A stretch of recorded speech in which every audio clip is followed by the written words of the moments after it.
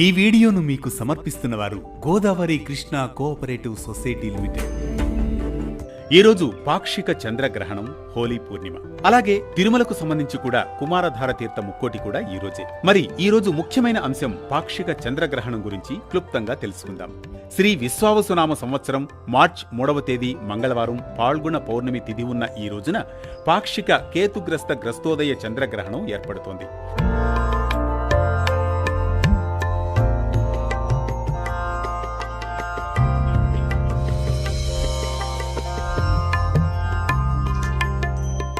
దృక్ సిద్ధాంత పంచాంగ గణితం ప్రకారం ఈ గ్రహణం పూర్వ ఫాల్గుని నక్షత్రంలో సింహరాశిలో సంభవిస్తుందని శాస్త్రం చెబుతోంది.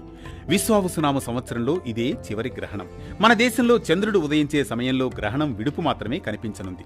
సంపూర్ణ గ్రహణం అయినప్పటికీ మన భారతదేశంలో సాయంత్రం 6:20 తర్వాత చంద్రోదయమైన వెంటనే సుమారు 27 నిమిషాల పాటు మాత్రమే ఈ గ్రహణం దర్శనమిస్తుంది. గ్రహణం మార్చి 3వ తేదీన మధ్యాహ్నం 3:21 ప్రారంభమవుతుంది. గ్రహణ మధ్యకాలం సాయంత్రం 5:03. సంపూర్ణ దశ 5:32. మోక్షకాలం 6:48. మొత్తం గ్రహణ వ్యవధి సుమారు 3:27 ఉంటుంది. మన భారతదేశంలోని అనేక ప్రాంతాల్లో చంద్రోదయ అనంతరం 25 నుంచి 40 నిమిషాల వరకు గ్రహణ ప్రభావం ఉండడం వల్ల గ్రహణ నియమాలు తప్పక పాటించాలని పండితులు సూచిస్తున్నారు. ఈ రోజున ఆలయాలు తాత్కాలికంగా మూసివేయడం, గ్రహణ పట్టు స్నానం, విడుపు స్నానాలు, గ్రహణ శాంతులు చేయడం శ్రేయస్కరం. సనాతన ధర్మాన్ని అనుసరించి మధ్యాహ్నం 12 గంటలలోపు భోజనాది కార్యక్రమాలు ముగించి గ్రహణ మోక్షం వరకు ఉపవాసంగా ఉండడం మంచిదిగా శాస్త్రాలు చెబుతున్నాయి. ఈ గ్రహణం సింహరాశిలో జరుగుతూ ఉన్నందున సింహరాశి వారు గ్రహణాన్ని వీక్షించకుండా ఉండడం ఉత్తమం. సింహ, కుంభ, కర్కాటక, మకర రాశుల వారికి ఈ గ్రహణం ప్రతికూల ఫలితాలు ఇవ్వవచ్చునని జ్యోతిష్యులు అంచనా వేస్తున్నారు. మిగతా రాశుల వారికి మధ్యస్థం నుంచి అనుకూల ఫలితాలు ఉన్నాయి. ప్రతికూల ఫలితాలున్న రాశుల వారు మరుసటి రోజు గ్రహశాంతులు, జపాలు చేయడం ద్వారా దోష నివారణ పొందవచ్చు.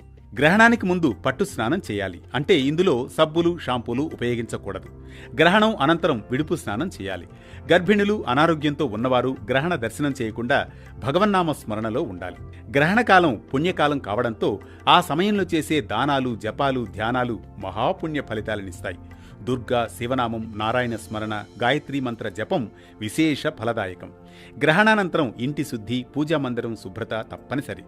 నిల్వ ఆహార పదార్థాలపై దర్బలు ఉంచడం శ్రేయస్కరమని మన శాస్త్రాలు సూచిస్తున్నాయి. ఇవి గ్రహణం విశేషాలు. ఇలా మరో భక్తి రాగం, ధర్మ దీపంతో మళ్లీ కలుద్దాం రేపటి పరమాత్మ.